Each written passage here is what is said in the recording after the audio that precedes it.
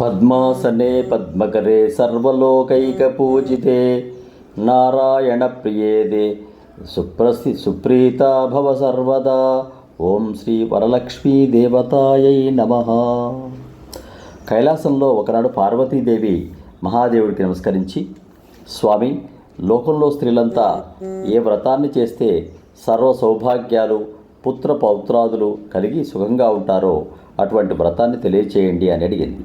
అప్పుడు శివుడు, దేవి పార్వతి స్త్రీలకు పుత్ర పౌత్రాది సంపదలను కలిగించే మహామహిమాన్విత వ్రతం వరలక్ష్మి వ్రతం. ఆ వ్రతాన్ని శ్రావణ పూర్ణిమకు ముందుగా వచ్చే శుక్రవారం రోజున చేయాలి.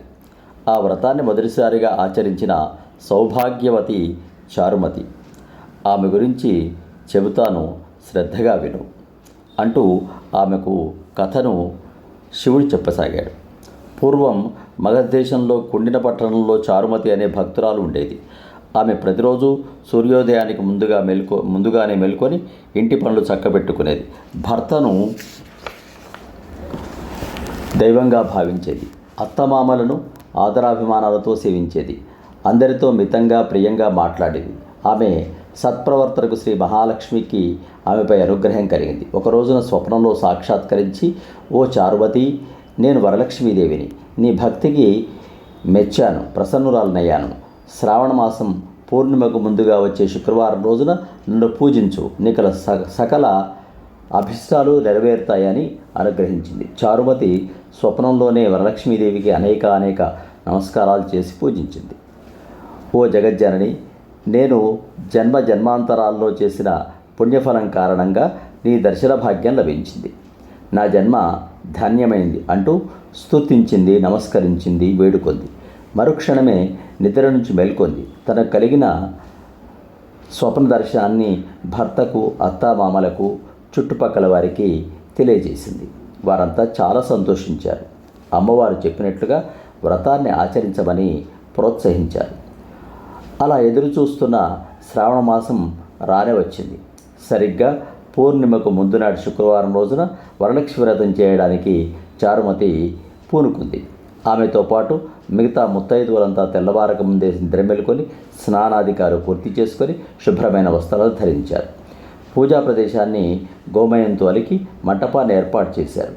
కలశాన్ని ఏర్పాటు చేసి వరలక్ష్మీదేవిని ఆవాహనం చేశారు. షోడశోపచారంతో పూజించారు. అమ్మవారికి మహానైవేద్యం నివేదించారు. 9 సూత్రాలతో తోరాన్ని కట్టుకున్నారు. భక్తి శ్రద్ధలతో ప్రదక్షిణ చేశారు. మొదటి ప్రదక్షిణ చేయగానే స్త్రీలందరి కాళ్లకు గల్లుగల్లుమంటూ గజ్జలు ప్రత్యక్షమయ్యాయి. రెండో ప్రదక్షిణ చేయగానే చేతులకు దగదగా మెరిసే నవరత్న ఖచ్చిత బంగారు గాజులు గలగలమన్నాయి. మూడో ప్రదక్షిణ చేయగానే సర్వాభరణాలు సంప్రాప్తించాయి. చారుమతి ఇల్లు బంగారు మేడగా మారింది. ఇంటి ముందు రథాలు, ఏనుగులు, గుర్రాలు, వాహనాలు కొలితివీరాయి. వ్రతాన్ని ఆచరించిన మిగతా ముత్తైదులకు చారుమతికి లభించినట్లే అష్టైశ్వర్యాలు ప్రాప్తించాయి.